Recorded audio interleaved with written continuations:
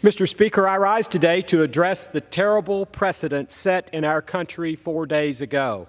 Using the justice system to engage in a politically driven prosecution and now conviction of a major political party nominee running for president, especially on the charges brought against Donald Trump, should gravely concern every member of this body as well as every American across our country, whether they be Republican or Democrat, for Donald Trump or against him.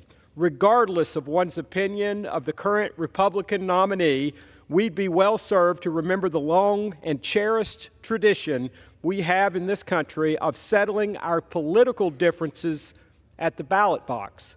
For nearly 2.5 centuries, our nation's elected leaders have properly resisted the temptation to oppose their political rivals through the weaponization of our justice system. Equal justice for all, and an overall trust in our justice system is fundamental to who we are as Americans. And those who would destroy that hard-earned trust just to score cheap political points should be held accountable. As an attorney, I can tell you that May 30th will be among the more infamous dates in American history. The facts behind these flimsy charges against President Trump were already examined by prosecutors nearly a decade ago, resulting in the conclusion that the facts did not support criminal charges. Last Friday's verdict was clearly the result of a prosecution in search of a crime. The primary accusation in the entire case is that of falsifying business records, a misdemeanor crime in the state of New York. Yet this district attorney questionably elevated these charges to felonies, dubiously creating what was essentially a first-of-its-kind prosecution.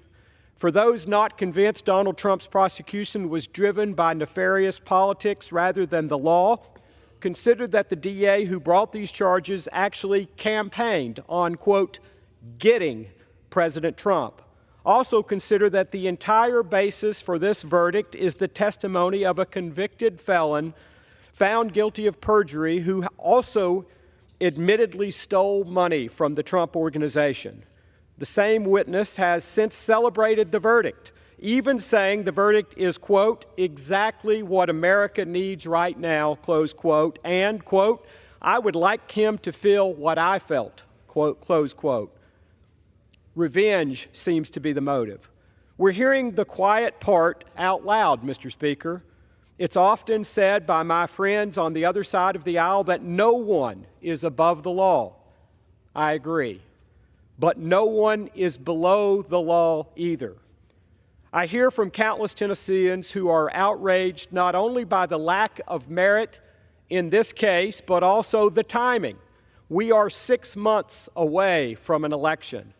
They sense we have devolved into a two-tier justice system, and they want the madness to end.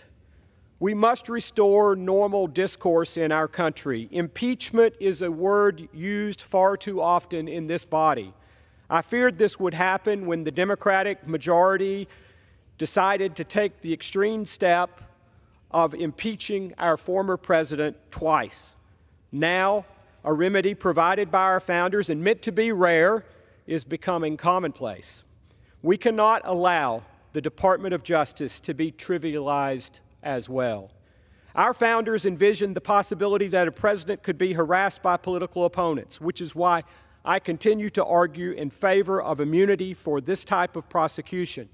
Impeachment is the tool the Congress has to hold our chief executives accountable. Elections are the tool for them to be accountable to we the people.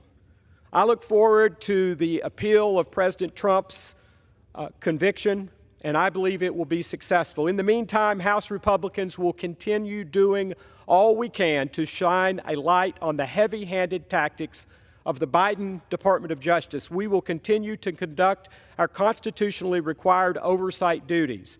But ultimately, I believe the first step in restoring public trust will come this fall in the elections when the American people make the ultimate decision, and I believe will re-elect President Donald Trump. Thank you, Mr. Speaker, and I yield back.